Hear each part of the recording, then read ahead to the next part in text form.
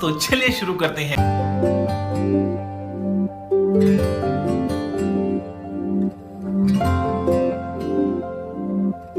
A few moments later. আমার দিনগুলো সব যায় হারিয়ে আধারে, আমার দু চোখ যখন পায় না খোঁজ। হ্যালো এভরিওয়ান, তো আবারও চলে এলাম একটি নতুন ব্লগ ভিডিও নিয়ে। তো গাইস দেখতে থাকুন, আজ আমরা এসেছি মামুদপুর রাজবাড়ির উদ্দেশ্যে, যেখানে বছরের পর বছর বসে রয়েছে এই অতীতের স্মৃতি, এই রাজবাড়িখানা। গাইস তো রাজবাড়ির ভিতরে ঢুকলাম আমরা, সব ভেঙে গিয়েছে, সমস্যা নেই। এখানে আমাদের রিয়াজ আছে, এখানে আরবাজ আছে।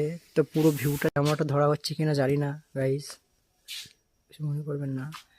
ভিতরের ভিউটা এরকম,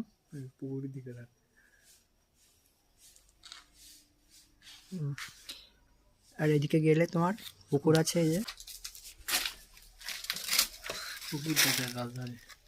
রাজবাড়ির পুকুর। এটা হলো এক ধরনের গাছ, জাম্বুল গাছ যেটাকে বলা হয়। তো আমরা আবার ব্যাকে যাচ্ছি। চলে এসো, আমি দেখাচ্ছি সবাইকে। তো গাইস দেখো সব ঘর, পুরাতন ঐতিহ্যের ঘর। এই দেখো,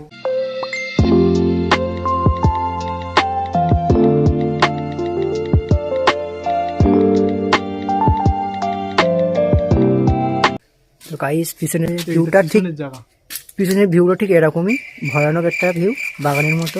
পিছনের গ্রাউন্ডটা দেখতে পিছনের পাচ্ছেন, ভিউটা রাজবাড়ির এই যে তলা থেকে উপরের দিকে। গাইস রাজবাড়ি দেখতে তোমাদের কেমন লাগছে, তোমাদের মন্তব্যটা কমেন্টে অবশ্যই জানাবে। আমার তো খুবই ভালো লাগছিল, বাট জায়গাটা অনেকটাই পুরানো, অনেক রিস্কের জায়গা, ভয়ও লাগছিল, জানি না কিসে কি হয়ে যায়।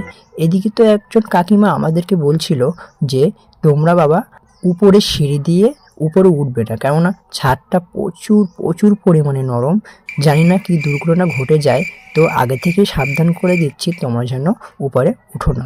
বন্ধুরা তোমরা যারা ঘুরতে ভালোবাসো বা পুরানো কিছু দেখতে ভালোবাসো, অবশ্যই মামুদপুর রাজবাড়িতে ঘুরতে আসবে, কেননা জায়গাটা খুবই সুন্দর। কিন্তু তোমরা যখন আসবে একটু সাবধানে চলাফেরা করবে, কেননা জায়গাটা খুবই রিস্কের, খুবই ভয়ানক।